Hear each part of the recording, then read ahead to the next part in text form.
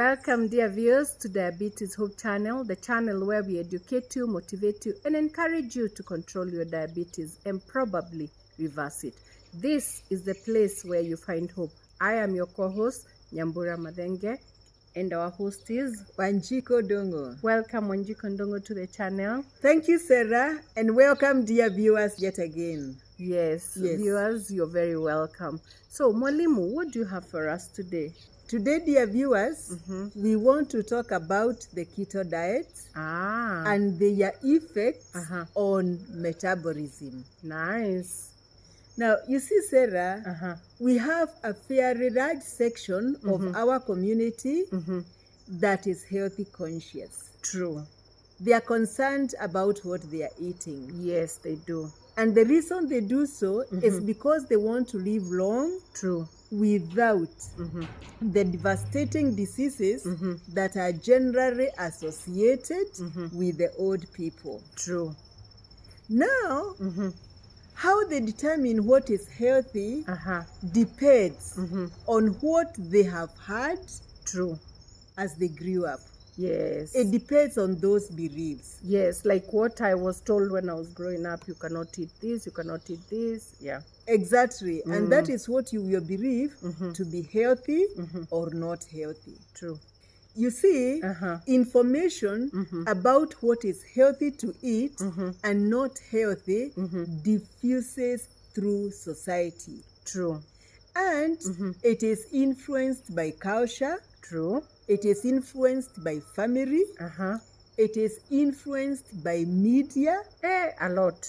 And it's also influenced by government. Yes. And media is strong. Very. If they make you believe that to eat a certain thing is good, yes, no matter how unhealthy it is, yes, people are going to believe it. True. Because there is a lot of power in what you see and what you hear very, very consistently. Yeah, and sometimes also by friends. Exactly. Yeah. So if you have friends that you admire and you think that they are in class, somehow what they eat is also what you feel like you want to eat. True. Also, the beliefs that we hold about food is also influenced by a number of other factors. Like? For example, urbanization. When we get urbanized, we easily adapt the processed foods. And somehow we believe that that food is more superior and it looks more prestigious than what we used to eat in the villages. True, true. For example, in our culture, in the villages we used to eat a lot of githeri. Yes. But when we come to Nairobi, we want to eat the chips. Yes. The rice. The rice. The chapatis. Yes. And we want to imagine that that is superior. Yes. So what people believe to be healthy is very diverse. Yes. And sometimes it can be very controversial. True. Now, you see, the other day, I met some of my friends. Okay. And we had a big discussion about what is healthy to eat for breakfast. I gave them two options, eggs and sweet potatoes. And the argument was heated. I can imagine. For some people, they say that eggs were very good, very healthy for breakfast. Okay. And the others were saying no. You eat eggs, they have a lot of fat, you will get cholesterol. Yes. So the thing to eat are sweet potatoes. And you see, each one of them had very good reasons why they are choosing one against the other. Okay. For me, I just laughed. Okay.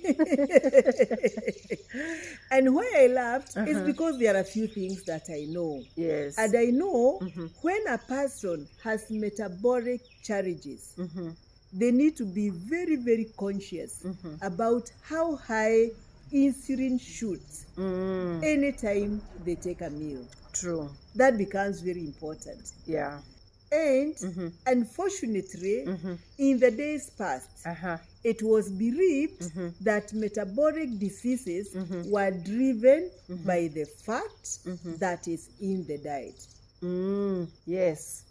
Yes. Yeah, and for True. this reason, we were given health guidelines. Yes. And we were told to cut the fat from the diet. Yes, and even when we go to the butchery, we tell him, remove, I don't want fat. Exactly. Any fat on the meat.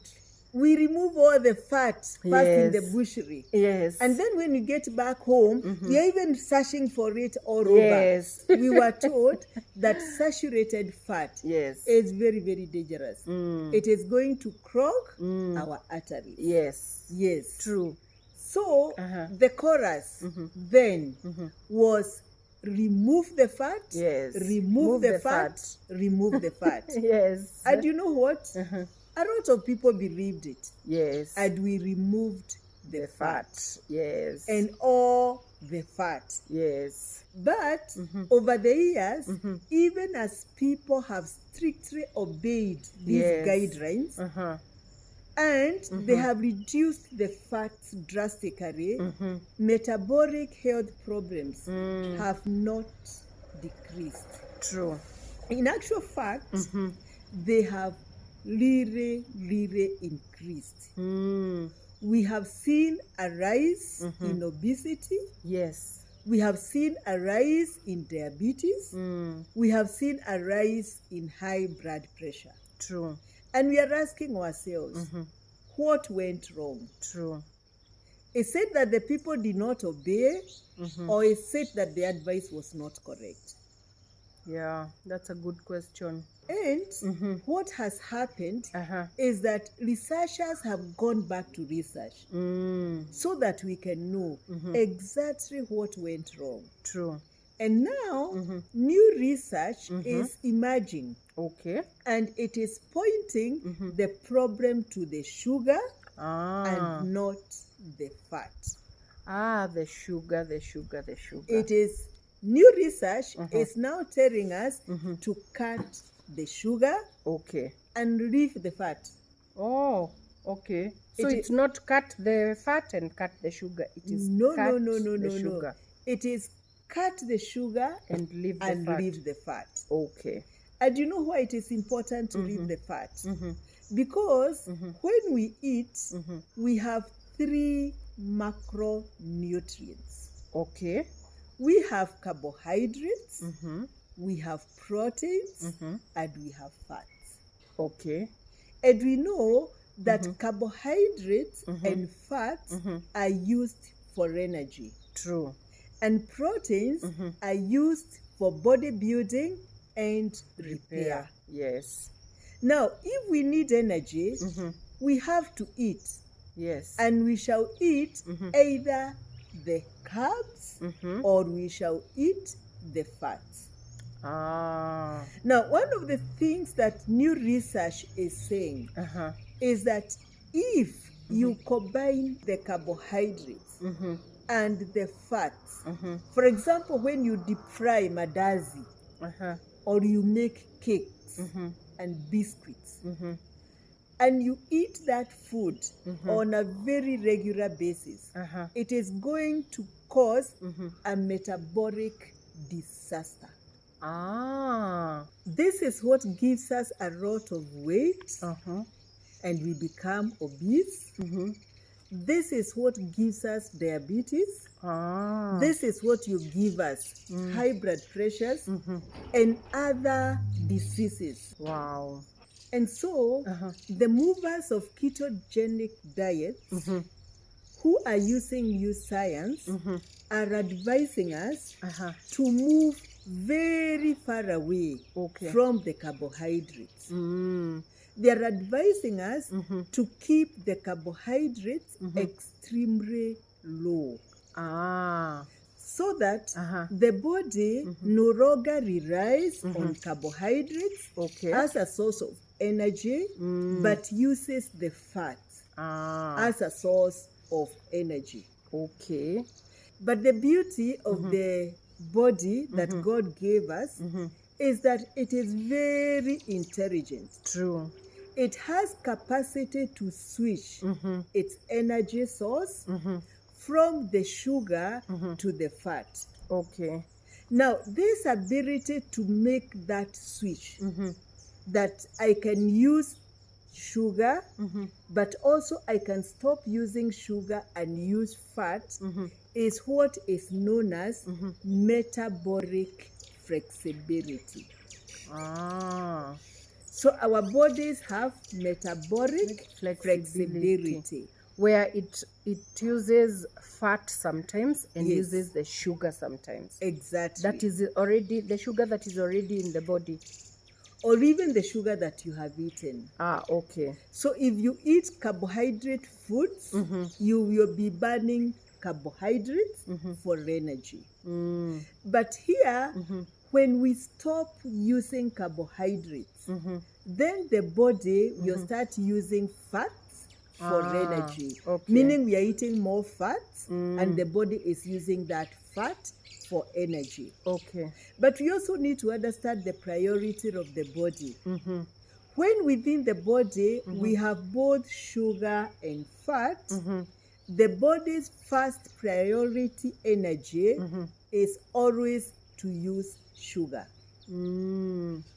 So, a body whose owner is always eating carbohydrates will always use sugar in the carbohydrates for energy.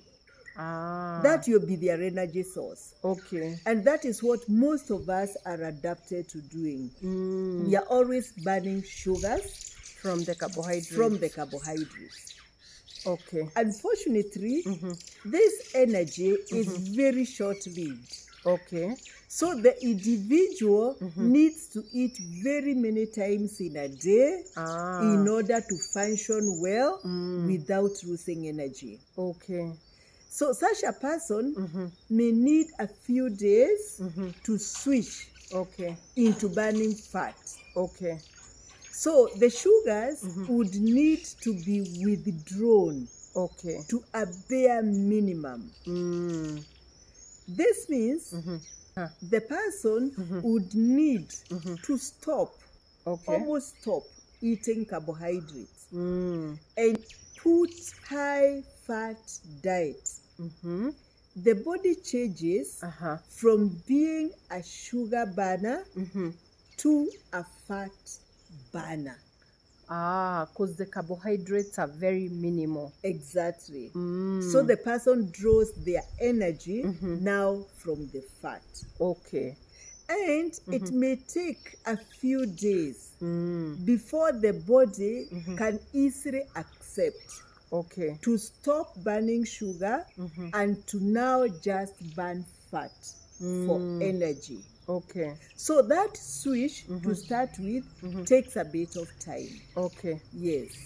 So the person switches from using glucose or sugar as the primary source of energy to learning on ketones.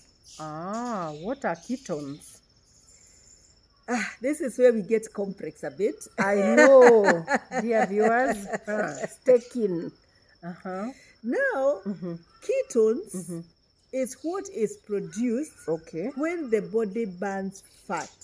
And ketones are used as an alternative fuel source when sugars or glucose is not available.